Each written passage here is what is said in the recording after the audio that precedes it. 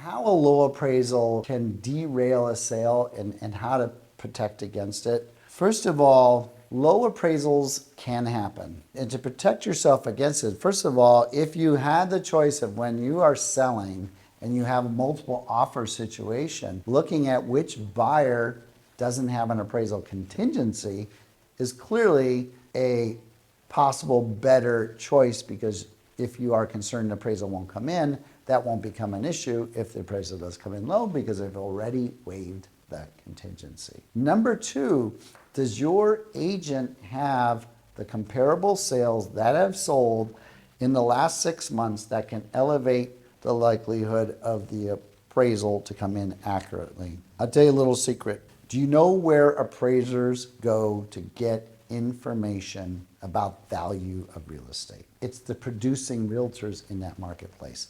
They seek them out for advice, which means they're calling. I get 3-4 calls a day from appraisers asking for my opinion of value or information related to a certain neighborhood. Whoever's representing you has to have communication with the appraiser and have an intelligent conversation about why the home has the value it does.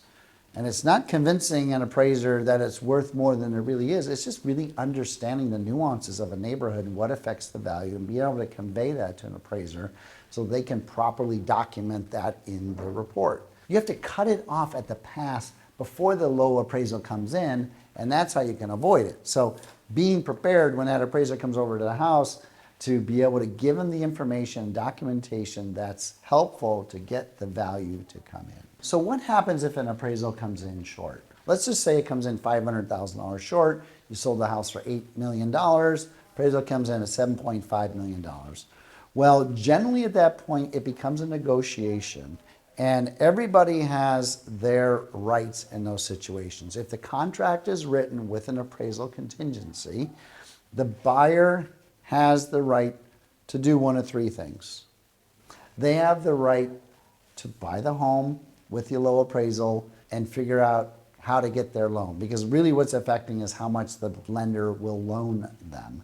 So if the lender will loan them less money than they had stated, they can just cover the difference with cash. If their down payment was so significant already, let's say they're putting 50% down, it likely has no effect on the buyer financially, because the lender is going to loan 50%, call it an $8 million home. They're going to borrow $4 million, put $4 million down. It has zero effect, so they can just choose to move ahead with the purchase. The buyer can also ask the seller to reduce the price by $500,000.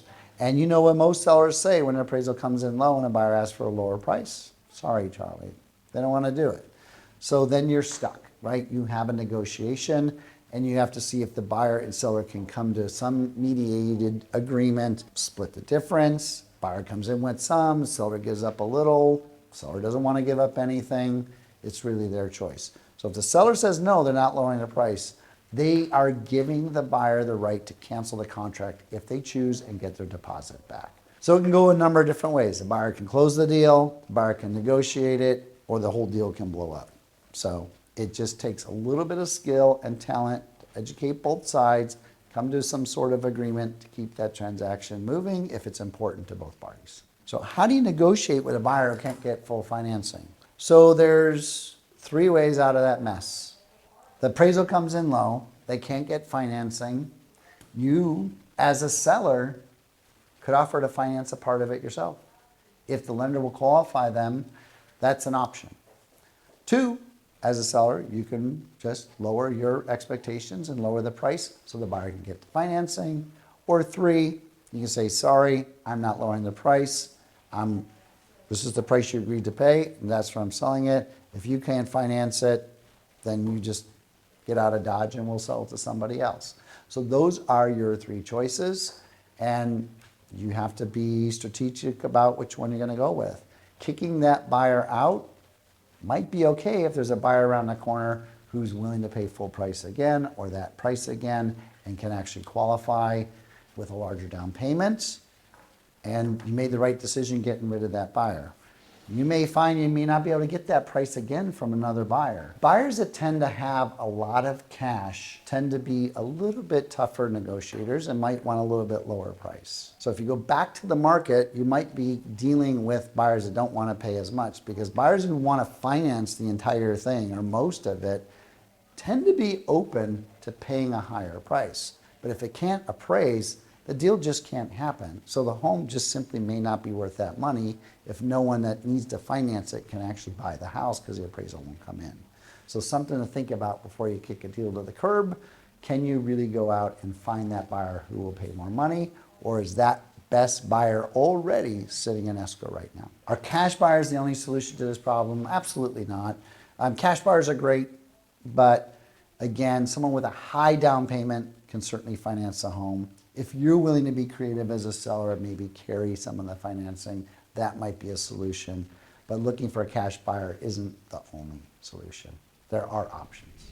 So to conclude, the best way to avoid appraisal issues is head it off at the pass in the beginning and make sure that you have a proper discussion with your broker and understand the value of your home and what are the recent comps to support it. And the recent comps is time, right? Recent meaning within the last 6 months, within the same neighborhood, has to be certainly within the same city, and a similar description to support it.